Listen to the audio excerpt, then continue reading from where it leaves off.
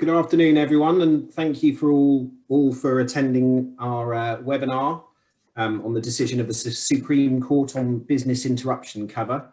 We're pleased today to have with us Ben Lynch QC of Fountain Court Chambers, who acted as one of the interveners in the Supreme Court decision, Professor Özlem Gürses of King's College London, and Professor Rob Merkin QC of the Universities of Exeter and Reading. Just a BLS reminder that we've got a couple of seminars coming up, which we'd be delighted if you could attend.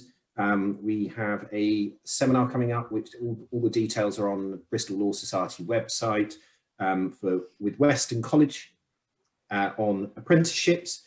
And we also have another seminar in collaboration with Rook, Irwin and Sweeney on meeting the needs of vulnerable clients.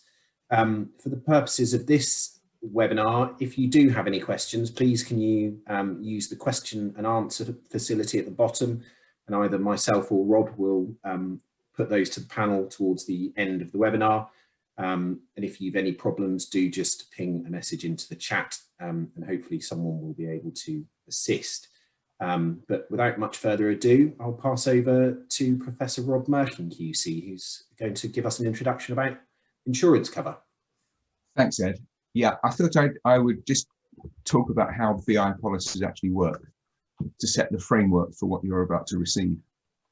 And the first point to note is that BI policies are not normally independent. They're normally tacked onto some other form of cover, typically material damage cover. And the trigger for BI indemnity is material damage leading to financial losses. Most policies say that there has to be a valid claim for material damage under the policy itself, although I have seen some policies which say that any material damage is enough to trigger the cover. Now, some policies stop there. So the only trigger for material for BI is material damage, but many include some form of extension. Sometimes those extensions provide you with 100% cover. Sometimes they are less. And one of the things that is apparent from the FCA case, and which Ben will be talking about in some detail, is that the triggers are not consistent. There were, 21 policies, and there are very many others, and the triggers all vary. But they fall into three broad classes, as Ben will explain. Local diseases, shut down by reason of regulatory action, responding to a local event, and hybrid, a combination of the two. But the point is that these policies these extensions are designed for local matters. They're dealing with things like an outbreak of pestilence or something on the premises, or a road accident, or an exploding gas main, and that sort of thing. They're dealing with local matters. They're not designed to deal with pandemics. And pandemic coverage is in fact available. And speaking to brokers about this, most people didn't want it because A, it wasn't going to happen, of course. And B, if it did, it was going to be too expensive anyway. So very few held pandemic cover. So what the FCA case was really about, and I hope Ben won't contradict me on this one, is trying to squeeze things that weren't meant to fit into these policies into them. And that's why there's so much artificiality about much of the reasoning, particularly in the divisional court. So, and just let me stress that there's no question of material damage having occurred. I had an interesting discussion last week about whether COVID can be contamination. And my view is that it can't be, because contamination requires some sort of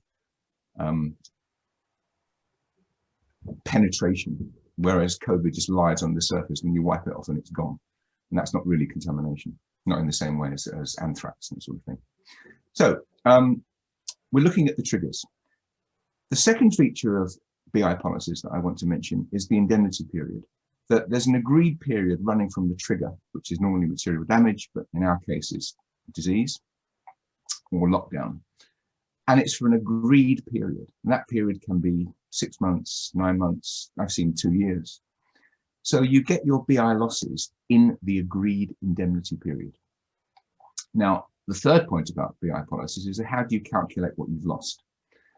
And the answer is given by what's called the trends clause, which is designed to make sure that your revenue matches what you would have earned had the events not occurred.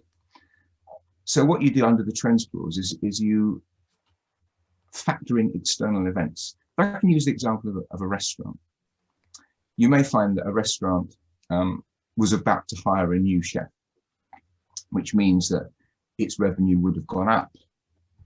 If there's then a triggering event, you use the trends clause to say, well, actually, we can adjust the revenue upwards to take account of that fact.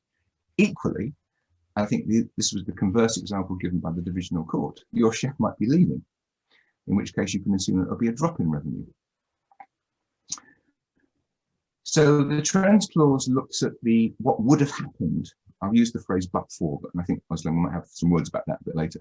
But you look at what would have happened but for the insured peril. The other thing the trends clause does is to look at the revenue before the loss, because that's what you're comparing it with. You're comparing your pre-event revenue with your post-event revenue. And you're saying, well, what would have happened? Is the revenue that you're looking at pre the trigger actually accurate? Something might have happened. It might have been flooding in that year, in the year before the insured peril, which means that revenue has dropped. So you can use the trends clause to adjust the revenue in the year before, or the period before, up or down. Then you get a better reflection of what you would have lost in the indemnity period. And there's an issue, as Ben will explain, about how the trends clause works. Just a couple of other points before I overstay my welcome. There are two unresolved issues out of all of this. The first is that because these policies respond to local events, you have to prove disease in the locality. And how do you do that?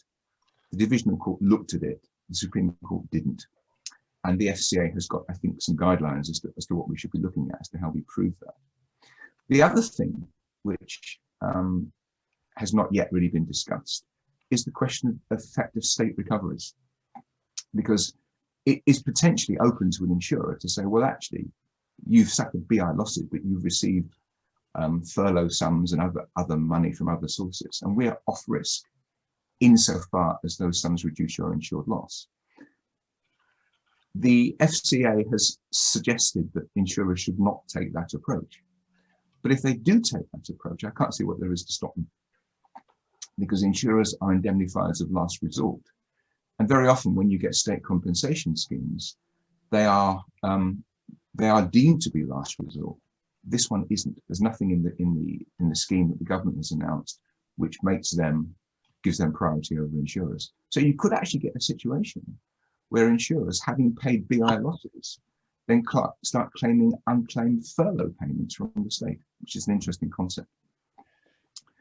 Now, finally, what's been going on elsewhere? Lots of other jurisdictions have had test cases. There are 4 in South Africa. They've all followed our divisional court approach, which is actually less generous. There are a couple from Australia. One of them was based upon a complete lack of understanding of the legislation by the insurance company, because they referred to exclusion of diseases under the Quarantine Act 1908, not realizing it had been replaced in 2015 by the Biosecurity Act. So the court had to sort that one out in favor of the policyholder in the end. And we've had one case on damage in the UK, TK and Allianz, about food in a restaurant, which was became unusable and had to be sold off or destroyed as a result of lockdown. And that was held not to be covered. So that's the framework for the what's you're about to receive. And so with that, I'll hand over to Ben. Great. Thank you, everyone. And thank you, Rob and Ed. Hopefully you can see my slides, because hopefully I'm successfully sharing my screen with you. I acted for an intervener in the test case, the Hiscox Action Group, with the somewhat unfortunate acronym HAG. But that means a number of things. One of them is that I've got to be careful what I say, because I was in the case and the case is still live. in various respects. And so I can comment on the judgment and to an extent some views, but obviously there are lots of things I won't be able to go into. And so, for example, I'll refrain from commenting on Rob's point about squeezing things into wordings that weren't meant to be in there. But if I can start with the chronology of the test case, and then I'll come on to give an overview about the case and then look at some of the clauses. And probably about 20 minutes or so. So if anyone has a 20-minute job they feel like doing before they get to the interesting bit that Özlem will do, then obviously that's about the time slot you've got. So the chronology is remarkable. The first thing really to do is to thank the judges. It was a fantastic and an amazing testament to our judicial system that Lord Justice Flo and Mr. Justice Butcher heard the case at first instance as a divisional court, and then 5 members of the Supreme Court heard it on an urgent basis when they did last year. So it was a remarkable achievement. 1st of May, the FCA announced the intention to bring the test case to achieve market certainty over various policy wordings and policy response to non-damage BI insurance policies. 9th of June, they issued their claim, so very quick. That was against 8 insurers, and it was under the financial markets test case scheme, which had never been used before. So a lot of firsts in this. They were testing 21 policies. I'm sure it's not an exact figure, but roughly 370,000 policyholders involved, roughly 700 types of policies issued by roughly 60 insurers. If a limit of indemnity of something like 50,000 or 100,000 is per policyholder, depending on the number that won or lost, one can obviously see it's very high value. The 2 sets of interveners joined in 26th of June. There was another set of interveners, the HEGA, and they represented a different group of businesses. They didn't appear in the Supreme Court, but we carried on. 15th September, High Court judgment. 16th to 19th November, leapfrog appeal to Supreme Court, so straight to Supreme Court, as I'm sure everyone knows. 4 days, and then judgment 15th of January. So a remarkable chronology. The declarations are still to be agreed or ordered, so that is still live. Key issues, I'm sure you'll all be aware. The court has determined whether on a set of assumed facts, and there were some agreed, some assumed facts, various business interruption policies responded or not. As Rob's pointed out, these were ones which were non-damage and instead under various extensions to cover. The issues construction addressed 3 types of clause, or 3 types of clause in terms of coverage, and then other types of clause, which I'll come on to. So the 3 types, and these are the ones I'll be going through briefly and just summarizing and giving you some examples of. First, disease clauses. Second, prevention of access or public authority clauses. And thirdly, hybrid clauses. These were all summarized by the Supreme Court.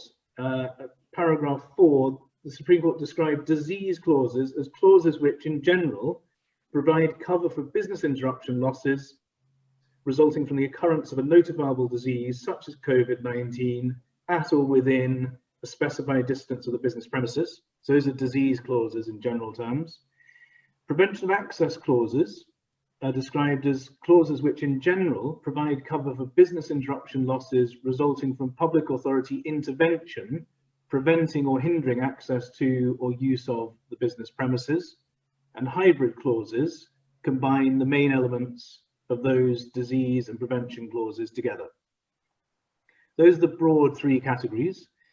But there was another very important type of clause which Rob's already identified, which is the trends clause, and a huge amount turned on that, and that applied across the board. So no matter which kind of policy you had, the trends clause was, I think, essentially relevant to all of them. I'm not sure if any of them did not have a trends clause. And then there were crucially important issues on causation, and in particular what's stripped out and what isn't stripped out in what's referred to but for counterfactual. Now Özlem's going to be addressing that in detail. That is a wider issue and probably goes beyond business interruption insurance, and quite possibly goes beyond insurance at all. One of the great names in this case, one of the many great names in this case, is my ex-tutor from Oxford, Professor Jane Stapleton, and it brought more than a wry smile to my face when it was her work that in large part contributed to the success of the people that I represented, which Özlem may or may not touch on, I'm not sure, but if you read the judgments, please note that Professor James Stapleton's work is not limited to insurance. And how far this judgment goes beyond the insurance sphere, I'm not sure yet, but it is obviously a wider issue. I'm going to go on then to address the three types of clause. It's not possible in the amount of time that I'll be speaking for to address a 580 paragraph first instance judgment, or 112 page Supreme Court judgment, or frankly the thousands of pages of submissions made by the parties. What I'll do instead is highlight various points, and then there may be questions later or may not, but obviously it's necessary to have a read of the full decision, and in some respects necessary to read the first instance judgment as well, because there were various wins on either side that were not appealed, or losses, depending on which side of the case you're on. So, disease clauses. There are a variety of these, just as there are a variety of all the others. There might have been more variation of disease clauses than any others. I don't know why, but that seems to be the case. So I'll look at a few of them. First, we'll look at RSA 3. Everything in this case was an acronym, by the way, and so by the end, people were barely talking in intelligible human sentences. To the extent that lawyers ever talk in intelligible human sentences, everything was an acronym. If it wasn't POA or ICOW, then, and it didn't have a number after it, frankly, no one in this case was interested. But RSA 3 is, unsurprisingly, there were 4 RSA policies in issue, and they were summarized as 1, 2, 3, and 4. I'm looking at 3. We then got QBE 1, which the FCA was successful at first instance, and we're going to compare that with QBE 2 because the FCA were unsuccessful at first instance, but successful on appeal. And then, just to note, RSA 4 is one of the ones where there was a success at first instance for the FCA and was not appealed. So I'm afraid, please don't think, as I'm sure no one will, that you can just read the Supreme Court judgment. You can't. I'm afraid you've got to start with the ground up. What are all the policies that were looked at? Because some of them end at first instance. So looking first, this is RSA 3.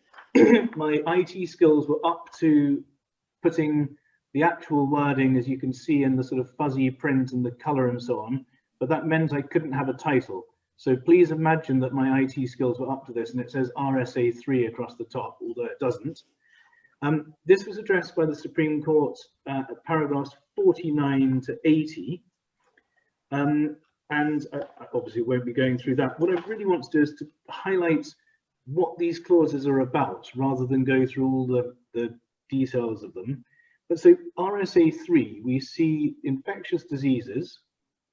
We shall indemnify you in respect of interruption of or interference with the business during the indemnity period following any, and then obviously Roman numeral 1, occurrence of notifiable disease as defined below at the premises or attributable to food and drink supplied from the premises. So Rob's point, it's notifiable disease at the premises, sounds localized.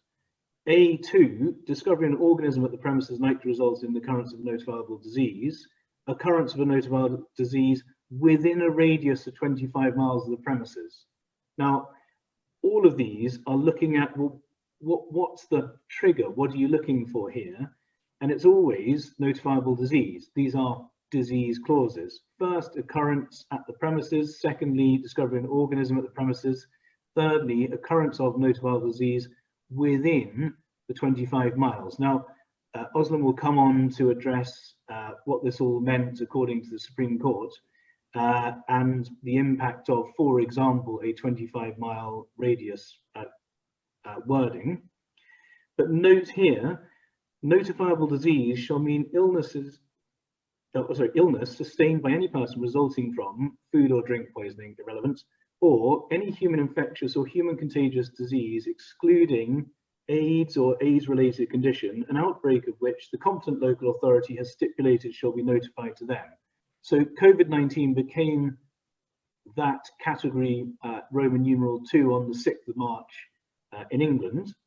And then obviously note, we shall only be liable for the loss arising at those premises which are directly affected by the occurrence, discovery or accident. Maximum indemnity period shall mean 3 months. Now, that's a, in inverted commas, classic disease clause. If we then look at QBE1, this is the one that was, or one of the ones that was successful for the FCA at first instance. And we're going to just compare QBE1 with QBE2. Again, a disease clause, obviously. And this is addressed by the Supreme Court, paragraphs 83 to 86. Loss resulting from interruption of or interference with the business arising from any human infectious or human contagious disease, ... an outbreak of which the local authority has stipulated shall be notified to them, manifested by any person whilst in the premises or within a 25-mile radius of it. Obviously, you see B through to E. All of these, again, as Rob's pointed out, look local. Actual or suspected murder at the premises, injury or illness sustained from food or drink provided in the premises, vermin in the premises, etc., etc. And so, obviously, a big dispute, one of the major disputes really in the entire case was, well, what does that say about the restriction of either manifestation in the premises or within 25 miles of the relevant kind of disease? Özlem will come on to address this. That was obviously a key issue in the case. We then see, if you can just remember here how QBE1 looks, we then go on to QBE2. And this was clause 3.2.4, which was addressed Supreme Court paras 87 to 95. And then again, just a reminder, this one the FCA lost at first instance, but successful on appeal. And the highlighting, or at least the putting the text in bold, is actually done by the Supreme Court itself. And here we see the wording, loss resulting from interruption of or interference with the business in consequence of any of the following events. A, any occurrence of notifiable disease at the premises. C, any occurrence of a notifiable disease within a radius of 25 miles of the premises. Now, we go back to QBE1. We see A, any infectious human contagious disease manifested by any person whilst in the premises or within a 25-mile radius of it. Looks a lot like QBE2, where we see A, occurrence of notifiable disease at premises, any occurrence of notifiable disease within a radius of 25 miles of the premises. However, you will all no doubt see the introductory wording, which is different: loss resulting from interruption of or interference with the business in consequence of any of the following events. Now, obviously,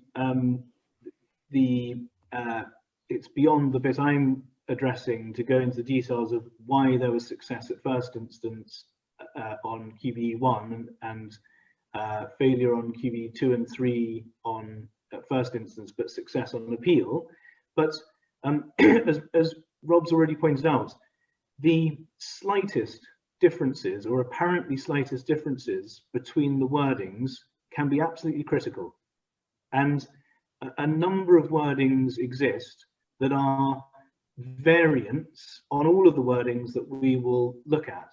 And those changes can be very important. And the differences, where there are differences, might be possible to determine based on the Supreme Court's decision, and in many cases will be, I'm sure. In some cases they won't be, and that will require further argument on the appropriate wording, but obviously that's beyond the scope of what I'm doing here. But the intention of the case was to resolve as much as possible and as far as possible, and obviously that's been hugely successful because a number of wordings of wide variety have been addressed.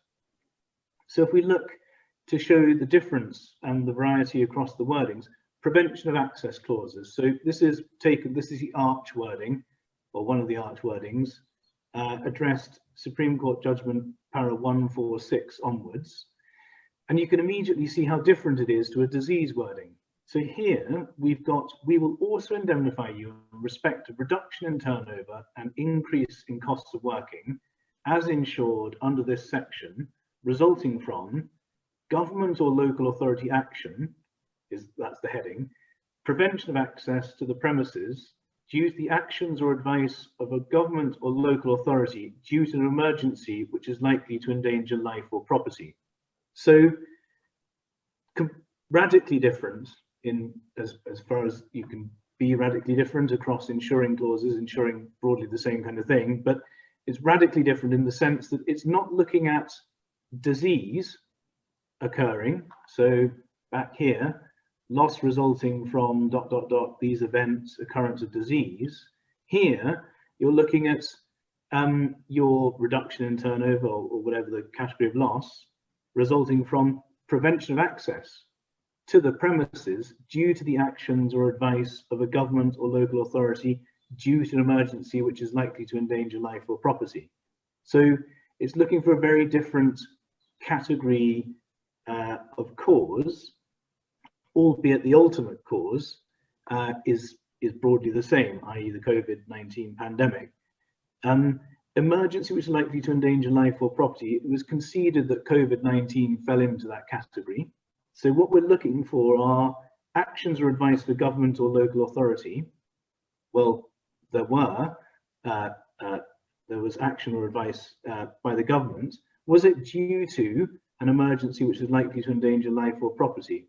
Now we're into the causation question, which Özlem will be addressing, but that's a critical area of dispute that was resolved by first instance and on appeal. But prevention of access. There was a lot of argument before the Supreme Court as to, well, what does that mean? And the Supreme Court said, well, it's for similar reasons to the next kind of clause I'll come on to. It's similar to the inability to use wording in the hybrid wording, which I'll show you next. And it doesn't mean complete prevention of access across the board. It can mean something different. It can mean partial prevention of access. So a shop that can only use the second floor, it can't use the ground floor. Or it can mean the partial ability to perform part of your business. So you used to make widget A and B, you can only make widget B now, whether you've got access to your whole premises or not. And the FCA was unsuccessful in various respects on this wording at first instance, and then successful on appeal on this prevention of access wording. But this is a an example, and there are obviously many others, of provincial access wording. So now we've seen those two kind of core ones, the disease type and the provincial access type. We could then look at what was called a hybrid. And as I've said, the hybrid's called hybrid because it sort of mixes the two. It mixes the disease wording and the provincial access wording in a sense. And so if we look at this one, this is one of the Hiscox wordings. And if I just read through it first, and then we can break it down and look at some specific points, if that's okay. So this was, you can see immediately it's Public Authority 13. It was one of a long list of extensions. As it happens, it was 13 in this policy, different in others. But what was called the STEM wording is the top bit. What is covered? We will insure you for your financial losses and other items specified in the schedule, resulting solely and directly from an interruption to your activities caused by. And just pausing there was a lot of argument about the meaning of solely and directly, and a lot of argument about the meaning of interruption, and I'll come back to that. So ... and then 12 other things, including a variety of different extensions. Public Authority 13, your inability to use the insured premises due to restrictions imposed by a public authority during the period of insurance following. And just pausing there, inability to use, there was a lot of argument about. Restrictions imposed, there was a lot of argument about. And then ... obviously B being the important one, an occurrence of any human infectious or human contagious disease, an outbreak of which must be notified to the local authority. Pausing there, a lot of argument about occurrence. So you can see immediately why it's called a hybrid. There's the inability to use requirement following the public authority restrictions, and there's also the disease requirement, and the disease leads in the correct, putting it in the correct causal sequence. You have an occurrence of disease, and then the public authority imposes restrictions, and that leads to the inability to use the insured premises, and that interrupts your business, and that causes you loss. But obviously, the way these clauses tend to be written is the other way around. So you're going in sort of reverse causal sequence.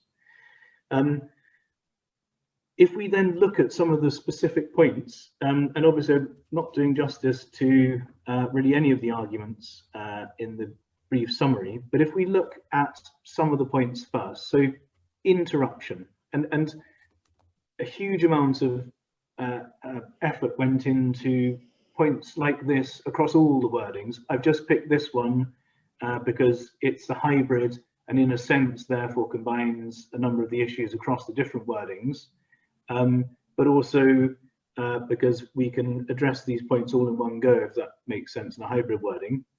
First, interruption. Supreme Court para 157.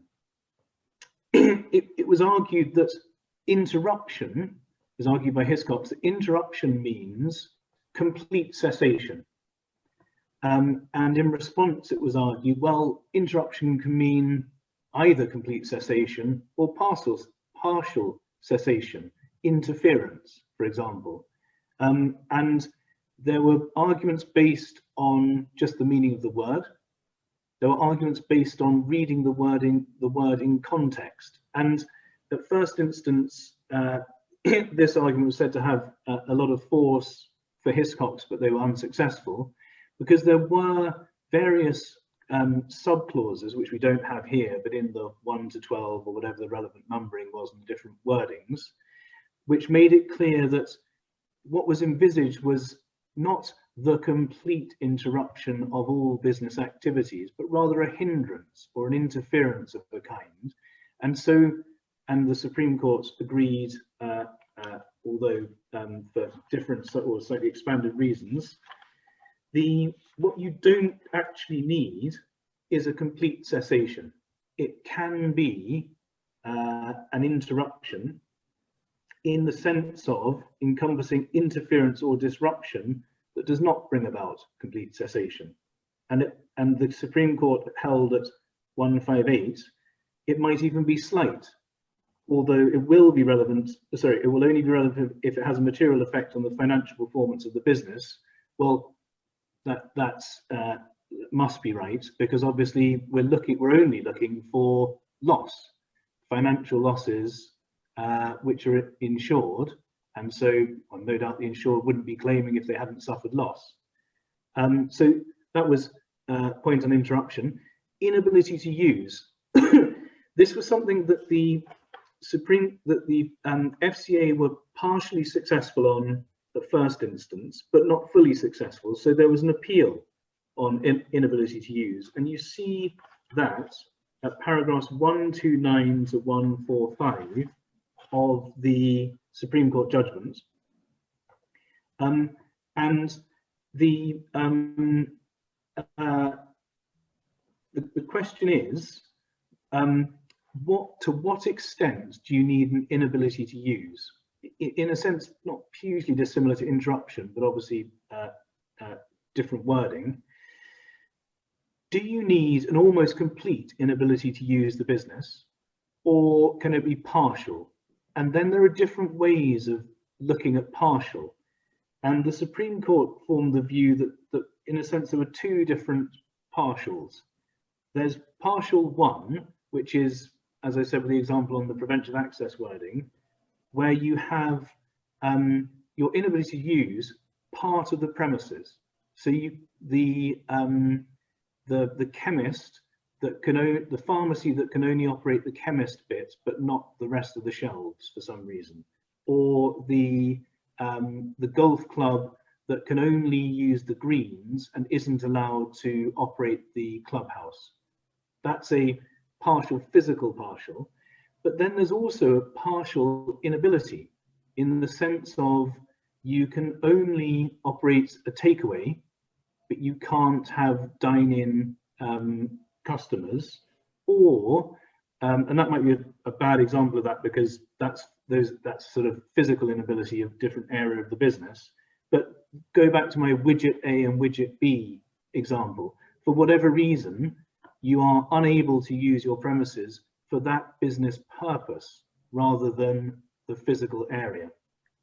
And that's what the Supreme Court held, that there are these different kinds of inability. And there's very helpful examples between paragraphs 129 and 145 of what the Supreme Court mean by inability to use. And it includes an inability to use either the whole or a discrete part of its premises for either the whole or a discrete part of its business activities. So two different concepts of inability to use. Then got restrictions imposed. Paragraphs 106 to 124. This was again a partial win for the FCA at first instance, which they then went on to win more significantly or more fully in the Supreme Court.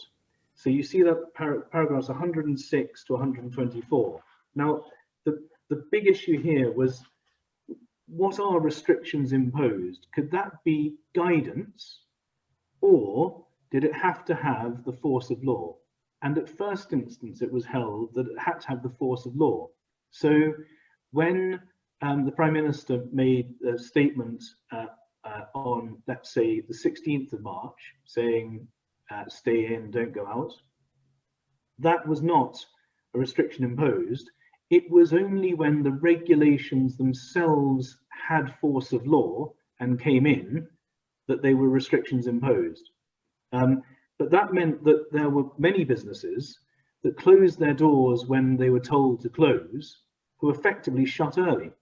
And as far as those businesses were aware, they had to shut because they thought they had to, although technically it was beyond the power of the Prime Minister to make anyone do that until the regulations came into force.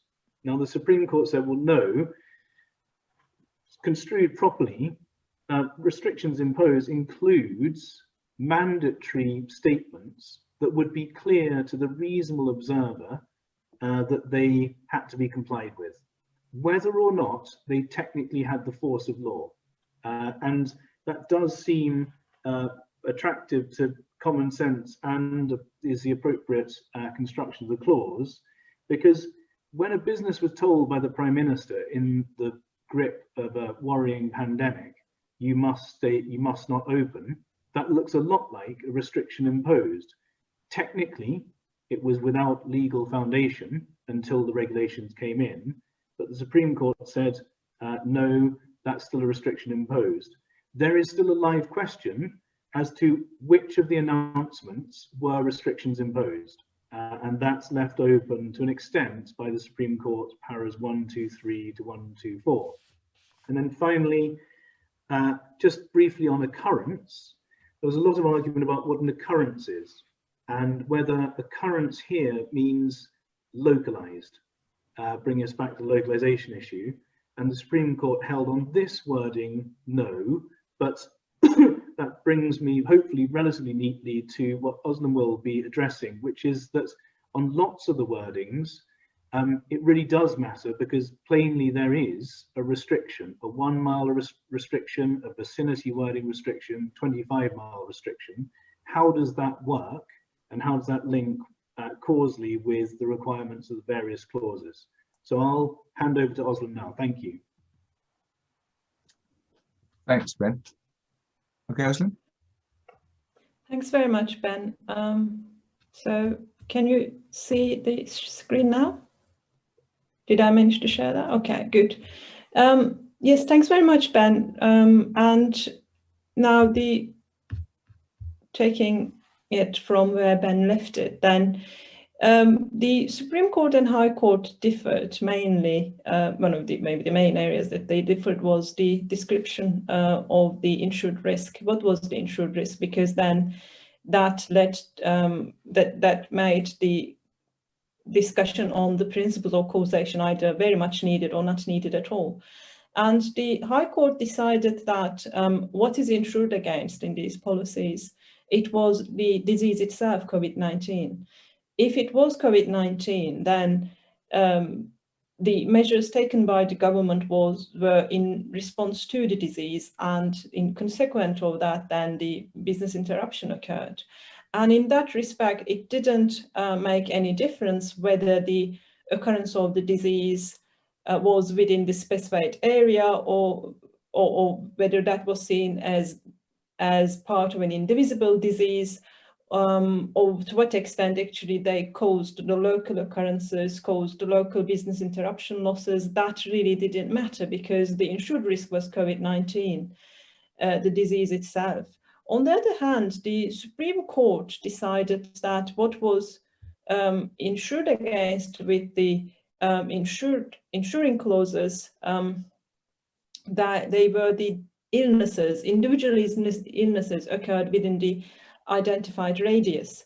So a disease, as Ben referred to the word occurrence here, the word occurrence was crucial because the meaning of occurrence, which can be used interchangeably with event, incident, the meaning is that as established by the common law cases, an event or occurrence is something happened at a particular time, at a particular place, in a particular way.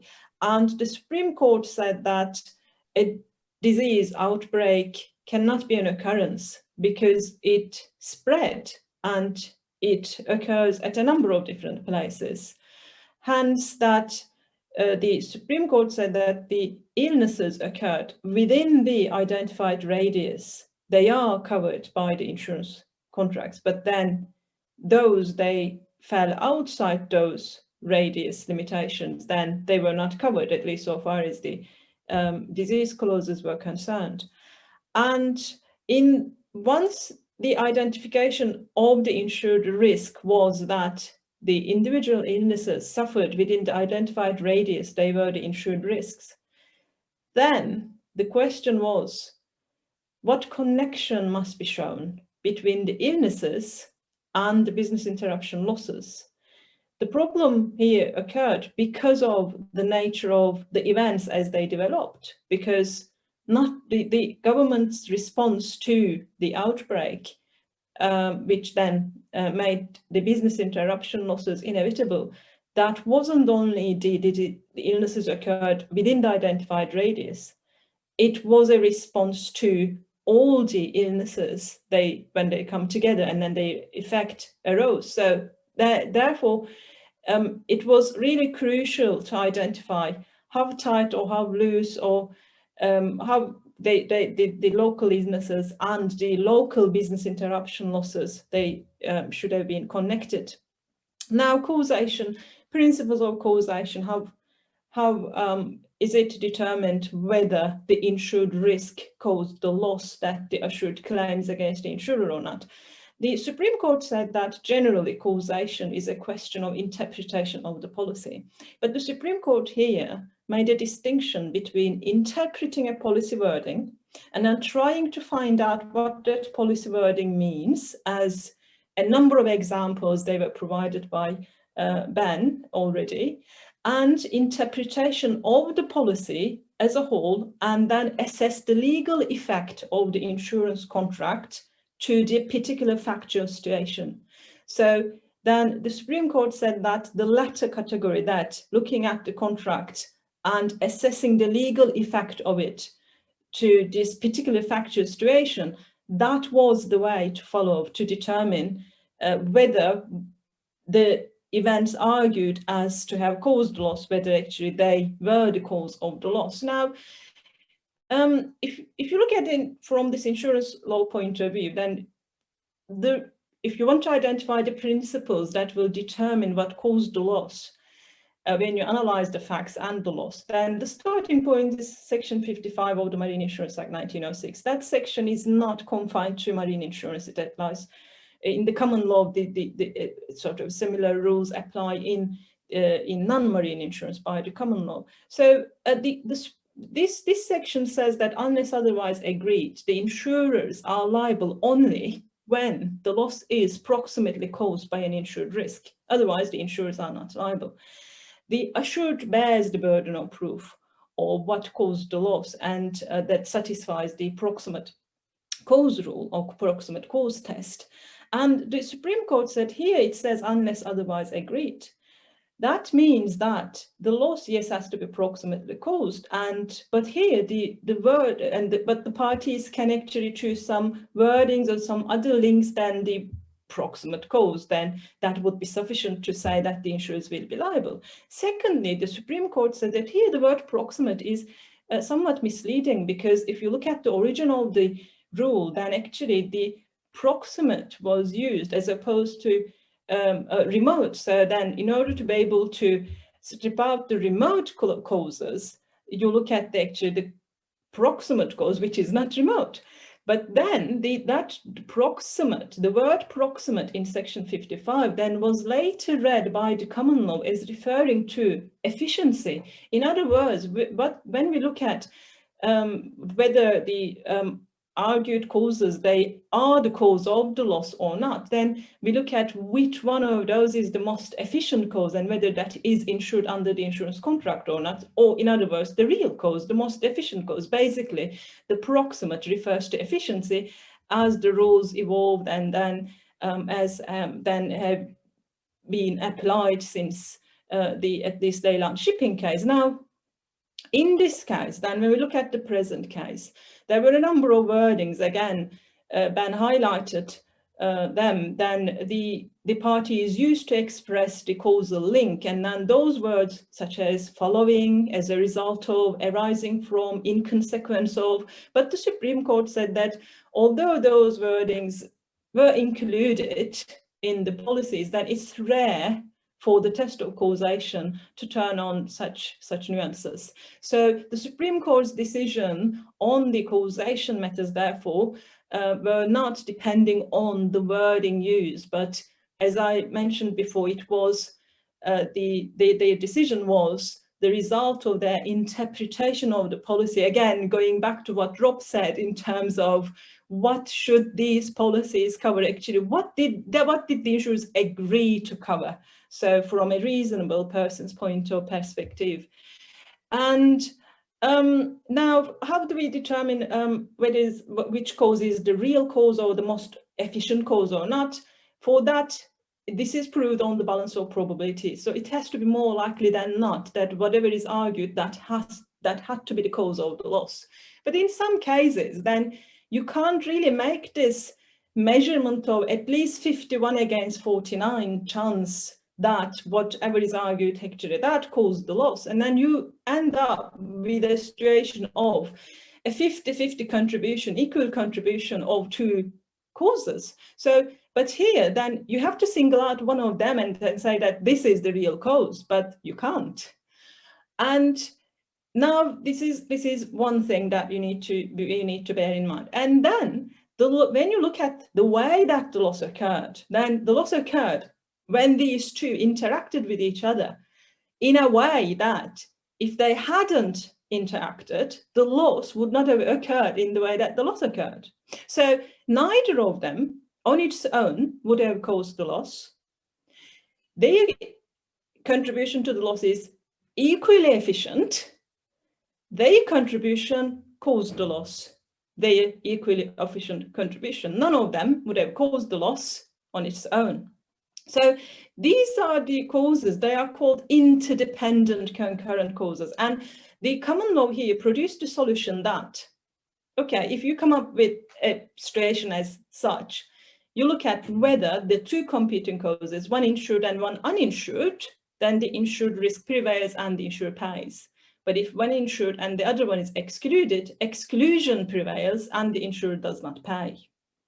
Now, in this respect, then we need to refer to the Orient Express case, so which is a case that about a hotel which suffered business interruption losses in New Orleans. Now, briefly, the hotel was damaged in 2005 because of hurricanes Katrina and Rita.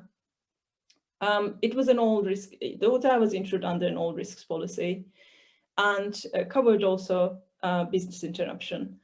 And the hotel was damaged. It was closed for a number of weeks, and the loss of profit was claimed against the insurers. Now, there was also trends clause, as Rob referred to before here in this contract, so that the circumstances external to the insured risk were to be disregarded in calculating the premium, so that the most accurate loss of profit would have been assessed. So here, then, there were two issues to discuss: the damage to the hotel and the effect of the hurricanes to New Orleans generally. And the court, by also finding support from the trends clause, the court applied the but-for test and said, but for the insured peril, physical damage to the hotel, what would have been the outcome? Then the outcome would have been the hotel would have suffered a loss anyway, because of the general effect of the hurricane to the city. So because of the but-for test, the assured failed to prove that the insured risk caused the loss, because what we are looking at here is that an undamaged hotel in a damaged city would have, again, caused the business interruption. So whether the hotel was damaged or not, the insured risk did not cause the loss, but the hurricane caused the loss in this respect. So here then, could we not apply the concurrent causes rule? No, because the problem was that here, the two events the court discussed, the damage to the hotel as well as the damage to the city, each were capable to cause the business interruption loss. Whereas we apply concurrent interdependent rule, then we apply that when none of them on its own was capable of causing the loss the way that the loss occurred. So going back to now the COVID-19 illnesses, then are we going to apply the concurrent causes rule, and also whether actually each illness within the radius limitations, whether they actually proximately caused the loss.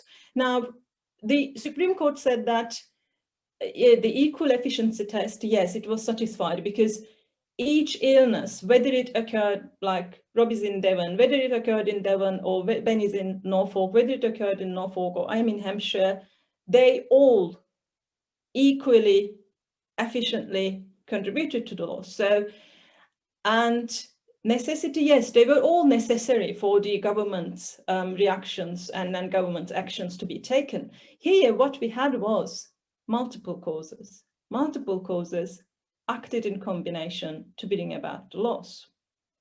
Were they independent or interdependent? The court found the solution. So the insurers argued that, first of all, we need to apply the but-for test. So let's assume that in Devon, 100 cases, in Hampshire, 100,000 cases or illnesses happened. And a claim is made in Devon. So, but for the local illnesses there, would the local businesses have suffered the business interruption? Probably yes, because this was a reaction to all the cases overall in the country. So the business in Devon, they wouldn't have been excluded from the restrictions or prevention of access or the government's actions. So in this respect, if you look at if you apply the but-for test and if you apply Orient Express, then the assured would have failed to prove that the insured risk caused the loss because the business interruption would have occurred anyway. And alternatively, the insurers argued that we weigh them. So whether the illnesses in Devon, the local illnesses, or illnesses occurred elsewhere, whether they actually would weigh heavier than the other. So then we decide whether the local illnesses caused the local business interruption losses. The Supreme Court rejected those, and the Supreme Court said that here each illness, equally efficient to bring about, and they were equally capable of bringing the loss. They were all equally proximate causes. So they actually satisfied the proximate causation rule test. So the application of the but-for test, the court said it's inadequate. Here is where Ben actually, the point that Ben made is relevant, because the court actually discussed the but-for test by giving so many examples from, not only from insurance cases, from so many other cases. Like they gave an example of 2 fires occurring at the same time, causing a damage to building, or 2 hunters shot 1 person at the same time, and then actually which one of those shots caused injury. Or they gave an example of like, so then they basically basically explained that the but-for test, although it's the minimum threshold of causing, sort of proving causation, it was inadequate because sometimes it's over-inclusive, sometimes over-excluding some events that they shouldn't have been excluded, in a way that the Supreme Court said that we are not going to apply this as what would have occurred but for the insured risk. So instead here, what we are looking at is the concurrent causes, although if you, for instance, take out the illnesses in Devon, illnesses in Hampshire and Norfolk, they would have still caused the loss. So in a way, you see, it's not strictly interdependent causes as we have applied so far in insurance. But nevertheless, the court applied this to this case because they were necessary. So without the illnesses in Devon, the business interruption would have occurred. The illnesses in Devon, they were not sort of in a way without which the loss would not have occurred, but they were necessary. Not sufficient, but necessary. So the court, in a way, found satisfactory that if one illness occurred within the 25 miles of the premises and the local businesses suffered business interruption losses, that satisfied the insuring clause, that satisfied the causation test. And the weighing argument that the insurers made, the court dismissed that too because it said it's not appropriate. Here, the apportionment is not possible. So in terms of the interdependence and the illnesses in Devon, and then compared to those illnesses, and then accepting that they are equally proximate as the ones in Hampshire and Norfolk, then the court referred to this issue of whether, for instance, a teaspoon of water added to a flooding river. So then in a way, is this not a sort of a disproportionate assessment? But the court said that it always depends on the context. And again, what Rob said at the beginning, all that matters is what risks that the insurers have agreed to cover. And the insurers agreed to cover, as the court identified, that the insurers agreed to cover the effect of the local illnesses.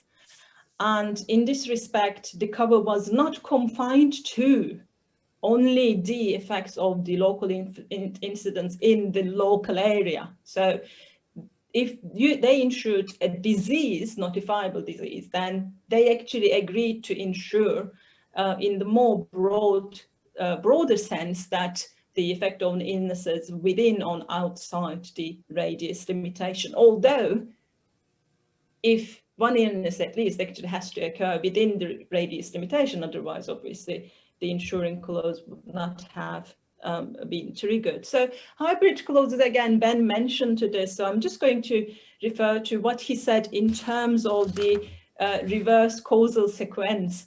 So that this Hiscox clauses, for instance, which Ben also gave a really provided with the sample wording here. If you read this wording from the reverse, then there has to be an occurrence within the local area. Then they have to cause the restrictions. Then, because of the restrictions, inability to use should occur, and then business interruption should follow that.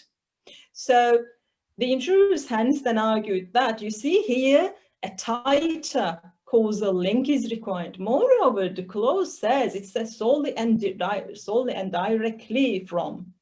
And as I mentioned, the Supreme Court didn't rely on the wording like caused by or solely or directly in their decision.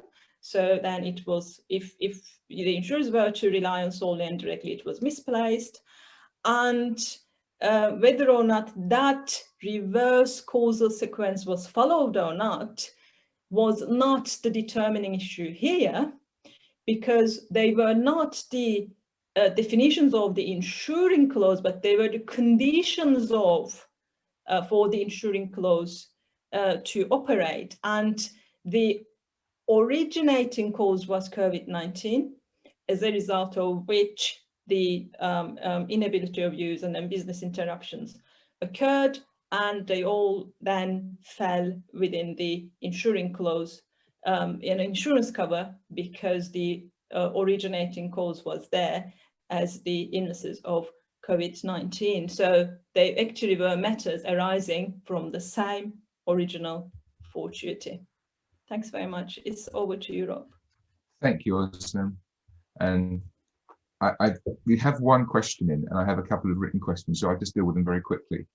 The question we have is, do policies have words that require the insured not to give credit for furlough receipts or government grants? I've never seen any such wording in any sort of policy. And in fact, on the contrary, insurers tend to say, if someone else is paying, we're not, get other insurance clauses. So I don't think that's a sensible type of wording that you'll see. But the other point I would make, and this answers other questions too, is that at the moment, an insurer will not have a cheese sandwich without speaking to reinsurers first. They're in lockstep with reinsurers. And if insurers agree to waive their rights and to pay when furlough receipts have been paid, receipts have been obtained by the insured, they are paying ex gratia. That means no reinsurance recovers. So my view is that there is no prospect of insurers doing this unless they get reinsurers on board. And that answers, I think, the other question that we had, which was how realistic is it to expect that insurers will take a pragmatic, transparent, consistent approach? The answer is they will, as far as they're allowed to. And I think with that, Ed, we probably need to finish up. Yes, thank you very much. I hope that everyone found that useful and interesting. So thank you again to Ben, Rob and Özlem for their input and help today. And we'll hopefully see you again for our Bristol Law Society webinars in the future. Thank you very much.